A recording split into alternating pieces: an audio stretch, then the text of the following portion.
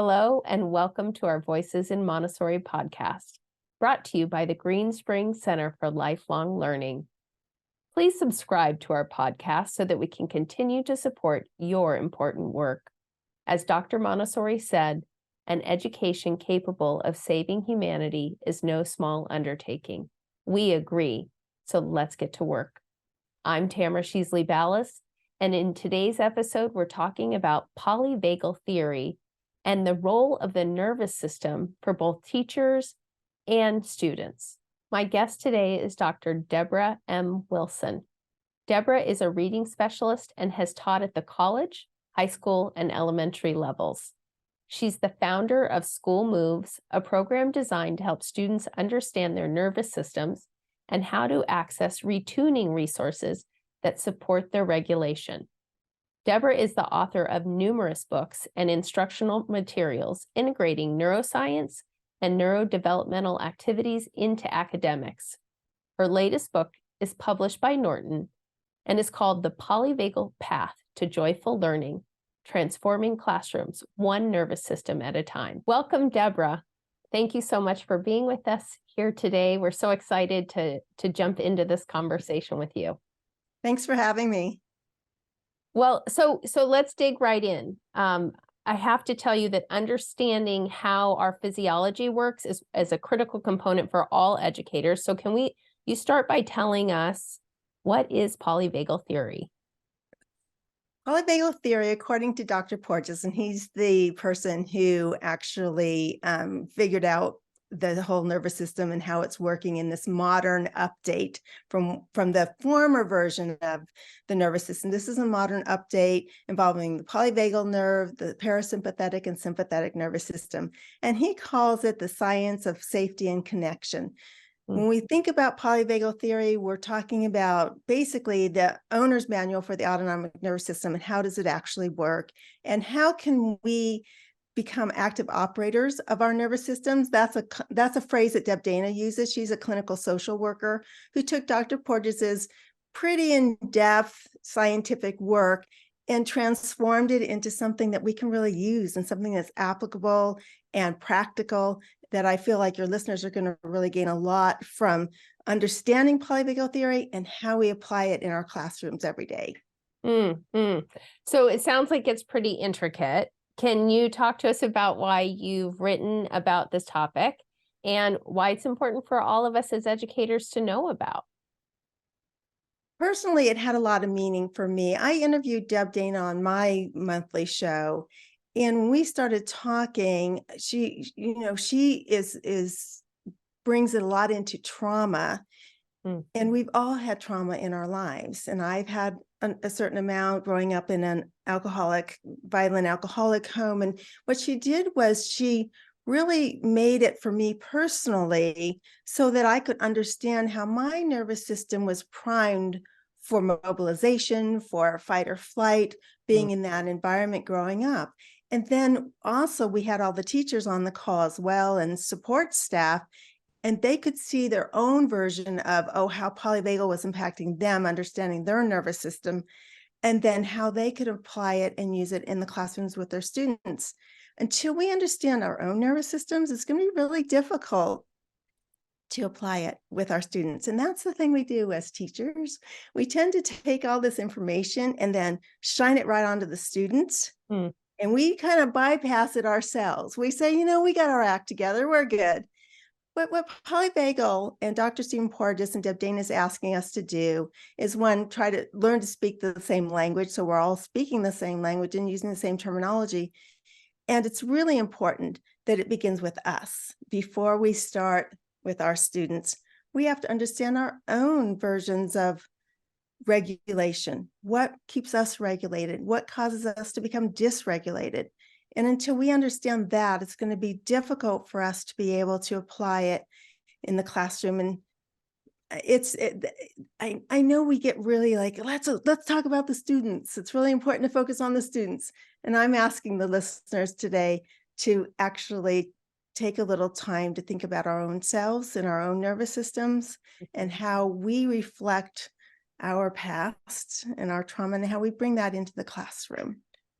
I have to tell you that I learned about polyvagal theory, I don't know, a couple years ago. And it was really critical actually for me in learning that I was in a state of sympathetic, which is fight or flight, freeze or fawn.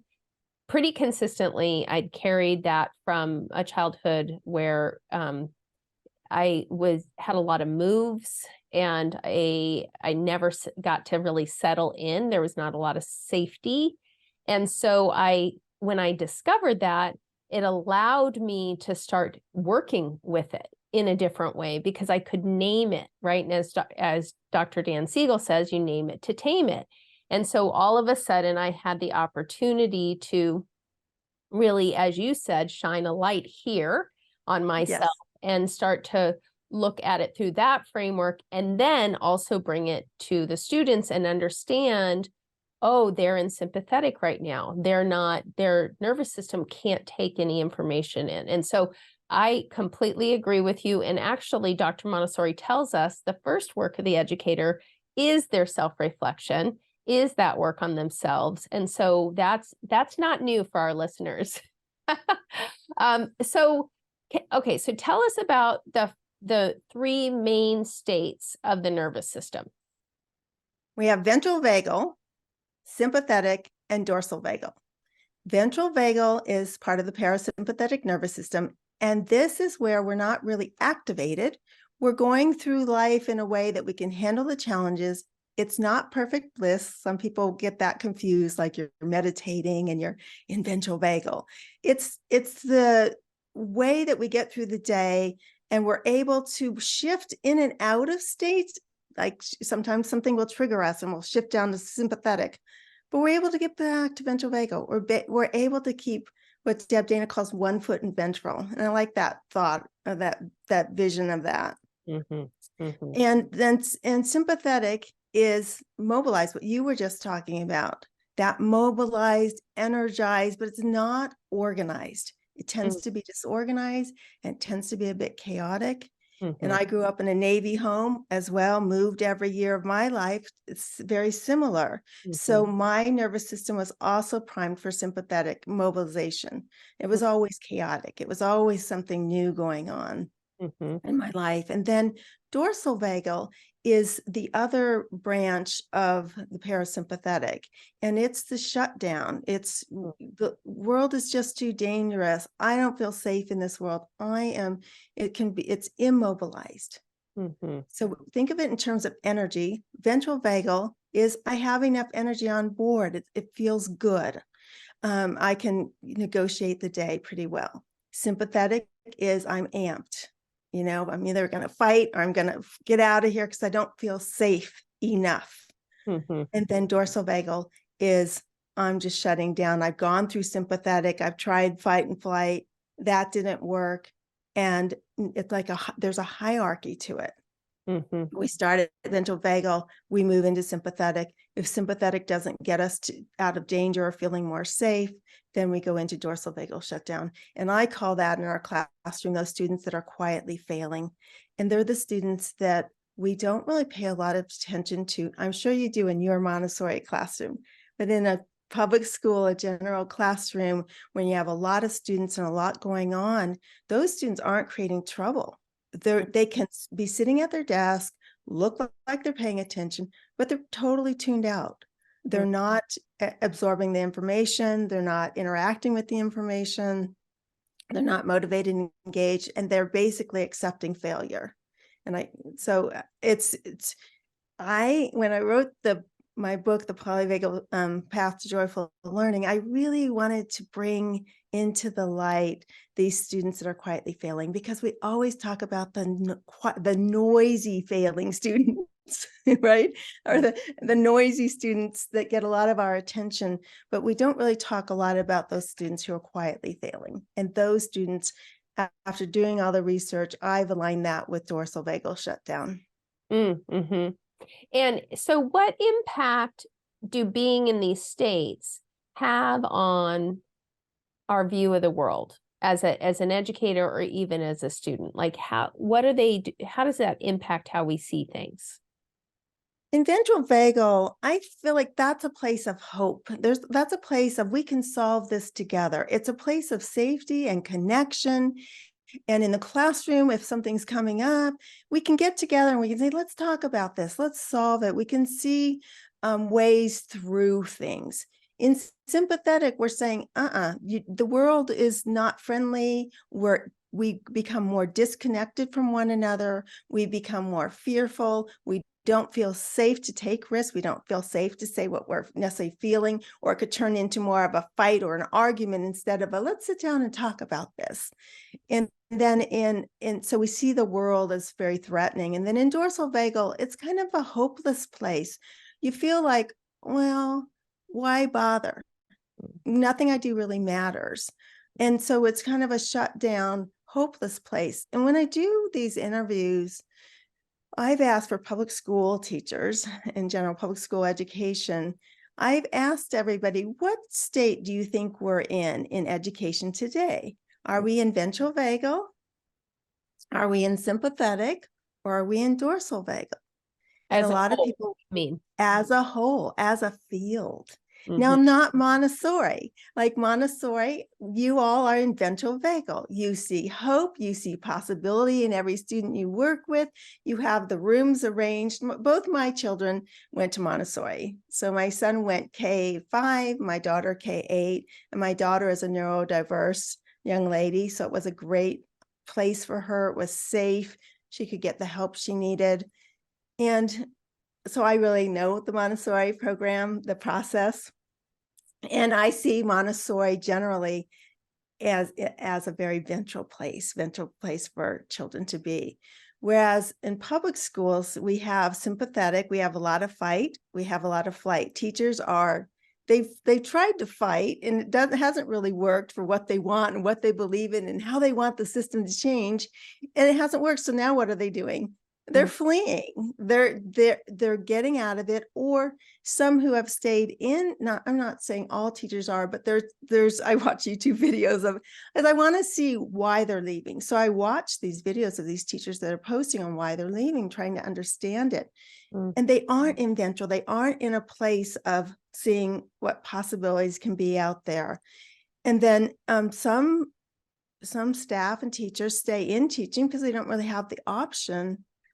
But they're kind of in dorsal vagal, right? They're sort of shut down. They're kind of like, oh my gosh, it's just too much. There's too much expected of me. And I'm just feel like what I do doesn't really matter. I can't handle all of this is coming at me every day.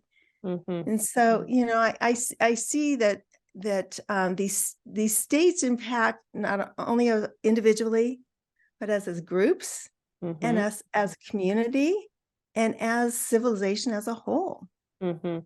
Because we co-regulate with each other, right? And so we are, and we'll talk about that, I imagine, in a little bit, but I know that what we offer to our students, if we're able to operate from ventral, we then can co-regulate our children and support them in that. But I think I'm getting ahead of myself. So talk a little bit about how these different states might impact a child's learning or an adult's learning, because we're lifelong learners and we're always learning and growing too.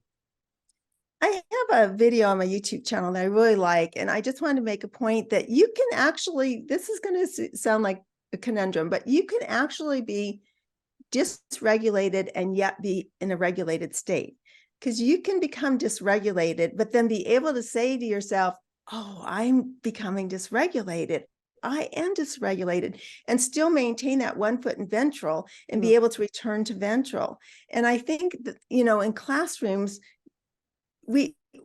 sometimes what we're asking of ourselves is this perfection. We're always going to be perfect and, speak so nicely to the students and be responsive to all their needs. And I think that's one of the reasons why teachers are a little overwhelmed and tired, is that they have this critical parent inside them, this critical voice that's saying, I'm not doing this well enough. And what I want to really make the point of is that it's impossible to stay in ventral all day long. It's impossible for your students to stay on the green path or whatever path we've got for them going, or the zones, all day long. we're going to move in and out of it. And that key is to not get stuck in sympathetic or in dorsal vagal. So with our students in the classroom, I really wanted to look at polyvagal through the eyes of academic success. We have a lot of books on behavior and really well done books on trauma informed. And polyvagal has been, has made a huge impact on trauma and treating trauma. However, I, as a reading specialist and former high school biology teacher, I wanted to look at polyvagal through the eyes of academic success. And how do we ensure that students, as they're learning what we're asking them to learn, how do they stay regulated in that process? And how can we bring more awareness to it? So when they start to get frustrated and they start to go into mobilized, they can name it. They can start saying, noticing and naming, oh, I'm going into this state, and then have those resources around them to help them return to a ventral state to solve whatever problem, teach them how to ask for help.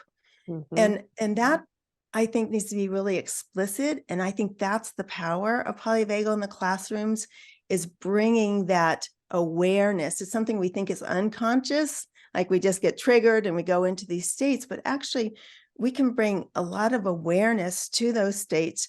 And same thing if they start going into dorsal vagal shutdown, arms go up and hands go up, they say, I can't do it anymore.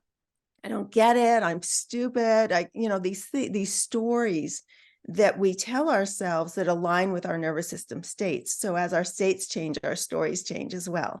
And what we're trying to do with polyvagal and becoming aware of polyvagal informed classroom is everybody's noticing their own nervous systems. And we loan our regulated nervous systems to people who need it, because we know how to stay regulated as a lead in the classroom, as a facilitator. So we're able to actually say to a student, oh, I'm feeling dysregulated. I'm feeling like I'm going into sympathetic. It's okay to say, oh, this is starting to really bother me and my nervous system's reacting. And I like the idea that it's not personal. You're not saying I'm reacting and the students and you call them by name. It's the language is so much softer and gentler. It's kind of like, well, what does your nervous system need right now? Your nervous system's trying to tell us something. What is that? So we're not taking it personal. We're not taking the behavior or, the academics when they push away and they don't want to do their work. We don't really take it personal. Instead, we have an inquiry and become curious about, what's going on here? Tell me more. What you're really talking about, and I've been really thinking about this a lot lately, is you're talking about leaving the judgment aside. And so when you talked about teachers being perfectionists. So the teacher comes in and they did 6 things well that day, but the one interaction with the child didn't go well. And of course, that's what we're focused on. And then we label it, we say it didn't go well, and we're bad because of it.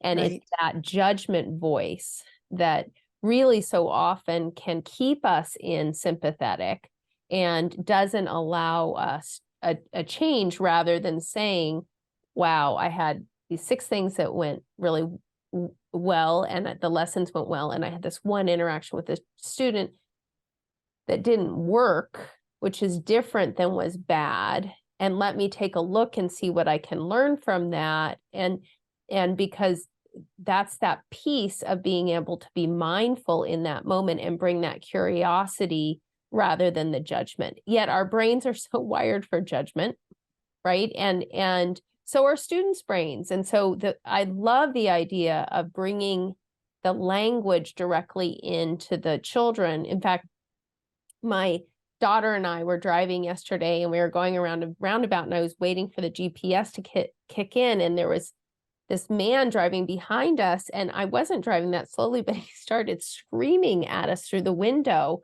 and it really dysregulated my daughter for a moment. She felt very attacked. Yet in the moment, I was in ventral, and I was able to say, imagine what kind of day he's having. Imagine what he must be going through, that he would need to talk like that about an interaction with us, because I went around the roundabout one extra time. Oh my goodness. Oh, he just was so, and so I was able to, it didn't land for me. And then as soon as I could distinguish that for her, she was then able to go back into a place of compassion and not get amped up and dysregulated from the interaction. And she said, which was interesting, she said, well, I think if he knew we were being compassionate for him, he would not be happy about that. Not able to receive it. The work is in the offering. And that's a really good point you bring up, that my friend Leanna Ray, who's this clinical social worker, she's taught me so much. She said, the work is in the offering. And sometimes in the classroom, we feel like we're a failure because we offered, but it wasn't accepted. Sometimes it takes time to be accepted. It may not be accepted till the following year, or the following another situation. But the work and what we need to do is offer. And what you did with your daughter is you offered your regulated nervous system. You're like, oh, I'm regulated right now. I have the capacity to be with you and to help your nervous system find that ventral energy that it's needing right now, and organize that sympathetic, mobilize chaotic energy that was flooding her system. And we can do that all the time in classrooms with our students. If we're in that ventral state, then we're able to loan our nervous systems. And I love that concept of even students. Deb Dana said to me on the interview, she said, I would just love to hear a classroom teacher say, now, who in this classroom is in ventral right now and can loan their nervous system over to William? I mean, it's like, can you imagine a classroom where people were saying that, and some students saying, I'm in ventral, I can loan my nervous system. I feel like I can help the student become regulated. I don't know. It's a beautiful way to think about human beings, where when they're dysregulated, instead of us judging or blaming or blaming ourselves, blaming the student, blaming so-and-so because he always does this to him, or whatever it is, what a different and a beautiful way to think about being human, where we say, I'm going to loan you my ventral vagal right now, and I'm going to give that person some extra TLC. And it's such a beautiful concept to think when we're in a breakdown or we're having a moment, that instead of judgment coming our way, we're getting extra love and really that extra tenderness, and that the opportunity to reboot. Yeah. That concept. Yeah, I did too. Was very comforting in writing the book. I think that's one of the things that I really loved about it, was the hopefulness. And I think sometimes there's this sense that if we're compassionate or we get too lovey-dovey in the classroom, then we're not having students be accountable for their behavior. And I think that's a myth and a misunderstanding. I think we still want respect. We still want to respect each other. We still want classroom management. We want all of those good things. We have to have those good things. But if we add, in addition to all that, the good management skills we know how to do in a classroom, then we add the management of our own beings as humans. And I think of us as humans in the classroom first. We're, the staff, the students, we're humans first. And we have this nervous system. Another thing that I really love about polyvagal theory is this concept that we have our stories, and there's a bidirectional link between our stories and our nervous system states. In polyvagal theory and the practitioners of it, they say, let's set the story aside. So say somebody comes in after recess and they're so mad and they're really agitated and they're wanting to tell the story. This is what happened. And then he threw the ball and then I did this. And it's like, pause. Take that little ventral, I call it ventral pause. Take a ventral pause and ask the learner, what is your nervous system state right now? Let's set the story aside. What is your nervous system state? And if they can name it, then even the naming of it will bring ventral energy on board, right? The awareness of the state they're in. And then the story changes. the story changes from, he's not my friend, he's my enemy, he tried to hurt me. That's a sympathetic response. To, oh, gee, I wonder why he took the ball, or I wonder what happened. Did he have a bad day? What's going on? What do I need to repair what just happened out on the playground? So a big part of polyvagal, and one of my chapters is about repair and this reparative continuum, that the way we maintain ventral or come back to ventral from sympathetic and dorsal vagal is sometimes we have to repair the miss and the mend. So we miss and we have to mend. And so for the nervous system, it felt this lack of safety. It felt this disconnection. And so the further we feel, the more danger we feel, the more disconnection we get from others. By naming that state, we're saying, let's come back into safety. Let's come back into connection. And then let's tell the story from a place of ventral, because the story will really change from that place. Wow, I have never heard that before. And I think that's just so powerful, because we make up stories. And so often the story is, instead of it being, Billy doesn't like me anymore, and he doesn't want to be my friend, and therefore he threw a rock at me, right? Let's just say, which is the story we make up, rather than Billy threw a rock at me. I wonder what's going on. And so if we can go, I threw a rock at me, and then he says, actually, I was trying to get the rock out of the sandbox, and I sent it that way. And, all of a sudden we have a different conversation. But we as human beings, as adults, we do that all the time. How often do we tell stories? In fact, in our house, we say, if a story comes up, we'll say, wow, can you come up with 3 other stories about that too? So that it kind of helps break that structure down a little bit about why that could be, or, and we try to, and Brene Brown tells us to do this, say, the story that I'm making up is, and so we own that there's a story, and what a gift that is to give them that access as a young person. Really fascinating.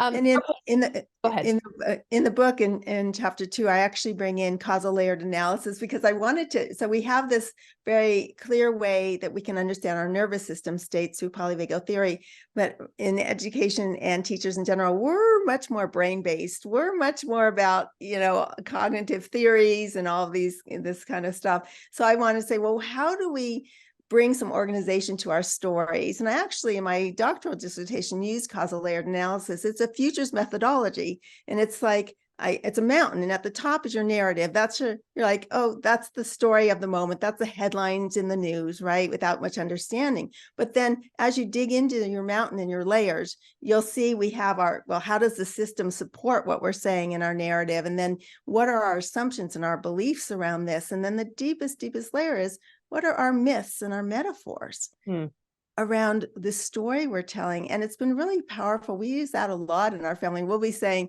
oh, what is the myth? What is the metaphor? What's the deepest layer of this?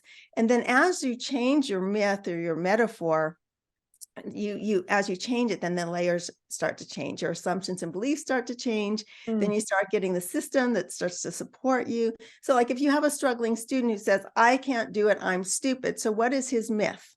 The myth is, I'm stupid, I can't do this. So then everything falls in line. I don't have any support. The teachers don't like me. My parents aren't supporting me. And then he gets into that deeper layers of his myths, his beliefs, his assumptions. I'm assuming nobody's going to help me. I worked a lot with high school students who were struggling with reading, and by 10th grade, they've kind of had it with it, right? I had to unpack those. And I think the power in polyvagal theory and unpacking your stories with a process like using something like it's CLA, it's a futures methodology. It's like, how do we get the future we want? What do we need to do today? And it's in what we do today is we get to understand our nervous system, we befriend it. And then we also become aware of those stories. And like you're saying, we create a strategy for how we organize those stories and how we change those stories. if I'm at a workshop, I had a example I was at a workshop with a lot of teachers and staff, and it was the beginning of the school year. They had a ton to do. They didn't want to be in my workshop. They wanted to be in classrooms. They wanted to be figuring out what's going on. They were very dysregulated. I had to stop. And as I did this activity with them, they started to see, oh, we have a new special ed director every year. Nobody really cares about us. They change everything up. We're worried about being sued by teachers. There was all this stuff.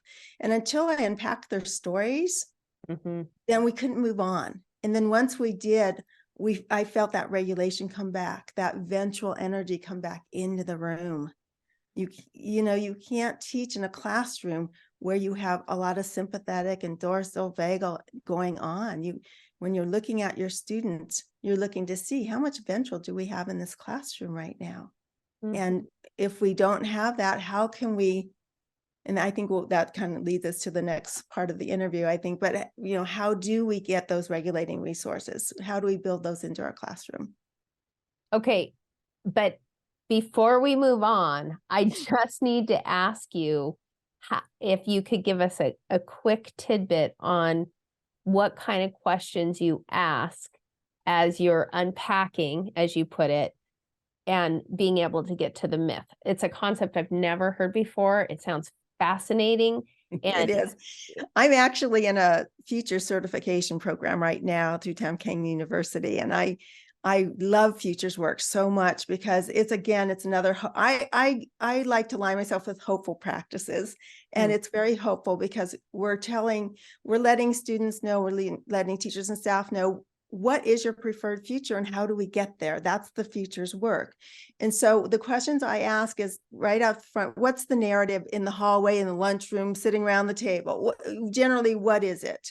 And then I say, well, how does the system we've designed right now support this narrative or limit it? And then the next question is, well, what are our personal assumptions, our beliefs, our worldviews around this narrative? And then the deepest layer is, can you come up with a metaphor? Like if we came up for a metaphor about Montessori versus public school, I'll put you on the spot here for a second, but let's just think about that. What is the metaphor for children who are in a Montessori classroom versus children who are in a public school classroom? What would we say? I don't know. I have to share. I think that I can speak for Montessori, and really not all Montessori schools are operating in the same way either. Yeah. Many Montessori schools are in a birthing process, or they are navigating many challenges, financial challenges and staffing challenges and things. So I want to share that I also know there can be sympathetic for sure. Okay. But I think that what I would say for our school community, the narrative in our classrooms, for the most part in our student body, is that they feel pretty happy to be here. I hear that pretty regularly. They feel pretty lucky. I don't know if that's what you're looking for exactly. So the metaphor would probably be a common one that we hear in polyvagal world a lot these days, and other fields, is safe space. Right? So you created a safe space for these students of connection. Where in public school, the space may be more could be a safe space depending on the classroom, but it also could be something of uncertain space, uncertainty, because the uncertainty depends on who your principal is, your administration, your school board. What state you live in now will determine how safe you feel as a teacher, how supported you feel. So your classrooms may be a safe and sure-footed world, and public school classrooms today is probably an uncertain and fearful world. Well, I think it depends on the school for sure. And Right. I can appreciate particularly some of the schools that are facing some significant challenges across the board, independent and public schools may be struggling with that. I could see that. And and I know there are things that, I used to teach in a public school for many, many years, and such beautiful, good-hearted people who Right. are trying to do so much for the world and often are up against so many challenges. And I think there can be a feeling in schools in general where there's not the support and there's not an understanding of real isolation. And sometimes it can feel futile. So we would change. So if I was working with a group who's feeling that way, the uncertainty, I would say to them, so what metaphor can we envision that brings in a little more safety on board, a little more certainty? So maybe it's a boat and we're all in this boat and we're rowing and we're initially all rowing in different directions, and then finally we sort of get in sync and we start rowing together. And there's a sense of we're in this boat together and we're going to work together as a team to create something that feels safer for us. To feel, when I was writing the book, I said, well, where are happy teachers and what makes happy staff? I really dug into that research, and it came out pretty simply over and over again. It was collaborative. It felt like a team. You felt like you had somebody who was a friend on staff. So it goes from, we're all in different boats and we're all kind of, swimming and sink or swim, hoping somebody's going to throw you a life preserver, to, oh, we're in this boat all together. We're going to work on this together. Doesn't that shift in your nervous system? That feels very different, doesn't it? From this whole chaotic uncertainty to, yes, it's uncertain. And we don't know if we're going to get storms on the sea. We don't know how high the waves are going to go. We don't know if we're going to be in the doldrums and not be able to get anywhere if we're in a sailboat. But we're in this together, and we're going to support one another through the storms, through the doldrums, through everything that we're going through. And that is what the nervous system yearns for. The nervous system wants to feel safe, wants to feel that connection, wants to feel co-regulation. It's very important for the nervous system. Yeah. Well, and your book goes into that. Your book goes into 7 principles for applying polyvagal theory in the classroom. Yeah. So can you tell us about the first few, while we have some time here? Yeah, my brain's a basket brain, kind of goes, that sounded weird, but it's like it has baskets and it wants to put things into baskets. So when I was organizing all the research, and I didn't go into this as I'm the expert of this, I went into the journey of writing the book through curiosity. Like, I'm not exactly sure where all of this fits with what I know and what I've been taught. So I really wanted to look at learning and learning theory, cognitive science, extended mind science, Annie Murphy Paul's book, The Extended Mind, fantastic book. I wanted to look through that lens of cognitive load and those things that, we teach as mindsets. Those are the things we go to. And I didn't really find a lot of research at all on integrating polyvagal into those theories. And so I just sort of stepped onto the exploratory path as a researcher and exploring. And in doing so, to organize all of this, I needed to come up with some principles. And polyvagal theory already has 3. So the first 3 that I use are similar to the first 3 that they use in polyvagal theory, that Dr. Portis and Deb Dana used. And the first one is befriend your nervous system, which we've been talking about. This whole conversation has been about getting to know our nervous system states. And there's blended states as well. So we don't probably have time to go into that, but there's your 3 main, but then you have the blended states of play. Some people see freeze as a blended state. So we have quietly still, which is like a mindful meditative state. That's a blended state. So we don't have time to get into that, but I want the listeners to know there's more than these 3 basic states. They blend and become newer states or new response or different states and different responses. So we have befriend your nervous system.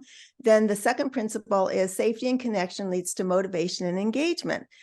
Throughout the book, I kept coming back to what motivates learners, what engages learners, and how do these nervous system states lend themselves to motivation and engagement or not. And so I looked at Dr. Andrew Martin's work, his wheel of motivation and engagement, and I loved integrating the different states with the different learners that he says we have, like success-oriented learners, we have failure avoiding learners, we have failure accepting. Those are his three. He's done so much research. It's really a great large body of research on what motivates and engages students.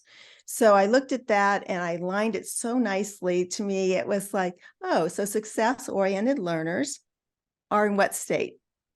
Ventral vagal. Right. And our learners that are avoiding failure, what state are they in? They're in flight, right? Yeah. They're sharpening the pencil, going to the bathroom, or they're just doing it because they're going to get in trouble. And if they don't do it, they're just want to avoid getting yelled at for failing, kind of thing. So it can be a physical response, a fight or flight response, and it can also be just this response of, oh, I'm going to do it because I have to. But they're not in ventral. It's not a place of, oh, I'm really enjoying learning this, I just have to learn it. And then failure accepting students are your dorsal vagal, right? Although couldn't they be, and sorry to push back here a little bit, but they be growth mindset people who recognize that it's okay to have some failure, or are you talking about people who? Oh, that's great. So we'll get into growth mindset. Okay, so then I looked at Dr. Dweck's work and I said, okay, so growth mindset, what nervous system state are those? Generally, growth mindset would be a ventral state, because you're looking at, I can do this, even though it's hard, I can understand it, I can figure a way forward, right? Even though I've messed up 6 times. Yeah, but they maintain that 1 foot in ventral, right? And then, a fixed mindset to me is that dorsal vagal, like it's fixed. I can't do it. No matter what I do, I can't. And so what I introduced in the book was this concept of an evolving mindset. It can either evolve or it can devolve, depending on, this is the next thing that I really want to get, is this IOB formula for, like, your listeners are going, okay, so what do we do about this? And how do we get these resources to these students? But they can go from ventral, they can move down into sympathetic or dorsal vagal and be failure accepting, failure avoiding if they don't have regulating resources on board. And they can evolve from a fixed mindset to a growth mindset if they have regulating resources. If they don't have them, they're going to devolve into a fixed mindset. So instead of this black and white duality of growth and fixed, I introduce this gray area concept of evolving or devolving. In the moment, where are we? So that we can see, oh, how do we get, if we're starting to devolve into fixed, how do we get back to a place of growth? Oh, interesting. And so are there strategies that teachers and guides can use to help really connect the child back into ventral at that? Yes. And so in the book, I created this thing, I call this circle called the Learning Hub. I looked at like mindfulness and CASTLE, the social emotional learning curriculum. I looked at all these different curriculums and they all have a wheel of some sort with spokes. They had empty hubs. Like there wasn't anything in the middle of all of these wheels. And I said, okay, I feel like we should start, no matter what program we use, let's start with this learning hub. It's a polyvagal learning hub that I popped in the middle of it that says, what do we need? We need safety and connection. We need our interactive regulating resources, which I'll talk about in a second. And we need to cultivate skills. Like we still need to learn these skills, whatever the skills are that we're trying to teach in all these different programs. So we talked about safety and connection. We're pretty clear on that. What are interactive regulating resources? Well, Deb Dana came up with this concept that we regulate from inside ourselves, outside in the environment, and between others in relationships. So I started to see regulation very different, and academic regulation in terms of when they're working with me and I'm teaching them to read and they're getting stressed out, how can I make sure that they have those regulating resources when they start to go into these different nervous system states? So to explicitly name it and outline it for students, I think is what we need to do. So we have to say to us, okay, if you're in sympathetic, what are your regulating resources inside yourself? So inside would be those people, places, things that bring you joy, that when you think about, you enjoy. They make you feel that like you're loved, you're connected, you feel safe. And it's also those strategies you've learned to do, mindfulness, or we have like a calming routine we teach everybody so they can do that. So it's their own resources they have within themselves, interoceptive resources, meaning I'm able to tune in to my inner self and feel when I'm stressed, feel when I'm nervous, and notice it and take a pause. And that's something that I never did. I was always in this pretty much sympathetic, mobilized, move, get it done. How much can I do in an hour? If I run errands, I have to run 8 of them instead of 2. Like I have to say, how many can I cram into this 1 hour? And since learning about polyvagal and writing about polyvagal and using it in my life, I now notice, I never noticed before, when I'm starting to get really stressed out and I'm cramming too much in, I actually will send an email or pick up the phone and say, can we put this interview off till next week? Because this week's gotten really, really busy. Mm. And I never used to do that. I used to just like override it, keep pushing through. Mm-hmm. So let's get back. I kind of got a little bit off, but the principles are the befriending and the safety and connection leads to motivation and engagement, and then the co-regulation, and then the learning hub. Then we have those regulating resources that help bring on safety and connection. And those are from inside us and then outside in the environment. So what does your environment look like? Like in a Montessori classroom, you walk in and you go, like you just do. Yeah, in most classrooms, it's so the materials are beautiful. Classrooms are just really usually lovely, organized.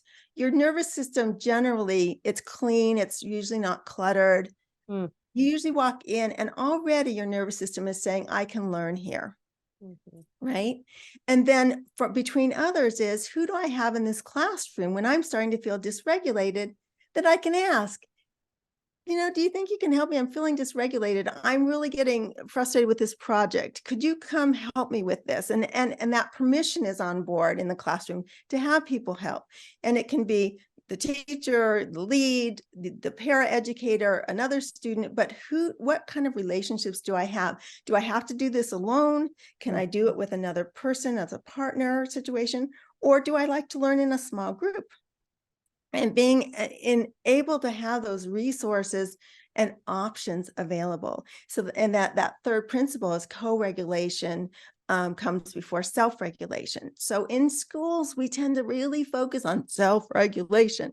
You have to be self-regulated. And in reality, our nervous system is a co-regulating system. It really loves to work with others. Generally speaking, introverts have different amounts of what they want to, co-regulating they want to do. But it's understanding that because students can self-regulate doesn't mean co-regulation goes away. Mm-hmm. There are children, my adult daughter, she is a co-regulator. We're trying to get her, she's just moved into her own apartment. It's a big step. And she has a lot of support from the state to do it. But we're trying to get her to be more independent. And the thing is, when I ask Shalia, she's non-speaking, but she texts me. I taught her to read, thank goodness, so she can text and communicate. I will ask her, what is it about this that you can't do by yourself? Go to the cupboard and get a snack. She'll say, I'm lonely in the kitchen. I want somebody there with me. I feel lonely. You see, so we keep trying to get her to be independent when in reality, a big part of who my daughter is co-regulator. She loves being with other people. She loves that company and that connection. That feels very safe for her.